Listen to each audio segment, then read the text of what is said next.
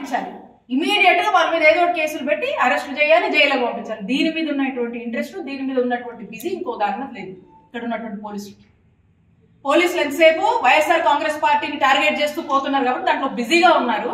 కాబట్టి 5 విద్యార్థులు చనిపోతే దీని మీద రియాక్ట్ అవ్వడానికి కానీ, దీని మీద ఏమవుతుంది అని దీని మీద తగినటువంటి చర్యలు తీసుకున్నానికి వీళ్ళకి టైం లేదు.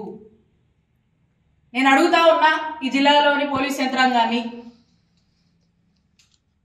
ఈ జరిగినటువంటి ఈ ఇన్సిడెంట్ మరి దీని మీద మీరు ఇప్పటి వరకు ఏం చేశారు, ఏం స్టెప్స్ తీసుకున్నారు? వెంకట్ నాయుడు అండ్ గ్యాంగ్ ని ఏం చేశారు మీరు ఎప్పుడు అరెస్ట్ చేస్తున్నారు వీళ్ళని? ఇంకా వీళ్ళ అరెస్ట్ ఎందుకు చూపించలేదు?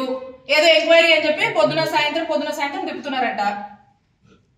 దీని మీద ఇమీడియట్ గా దీని మీద ట్రాన్స్పరెంట్ గా జెన్యూన్ ఎంక్వైరీ చేసి ఇమీడియట్ గా కఠిన చర్యలు వీళ్ళ మీద తీసుకోవాలి.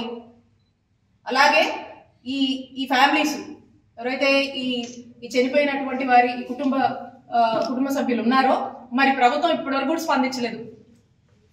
ఈ కుటుంబాలకు ఎక్స్గ్రేషియా ఇవ్వండి, ఈ కుటుంబాలను ఆదుకోండి, ఈ కుటుంబాలకు న్యాయం చేయండి అని ప్రభుత్వాన్ని డిమాండ్ చేస్తా ఉన్నాము.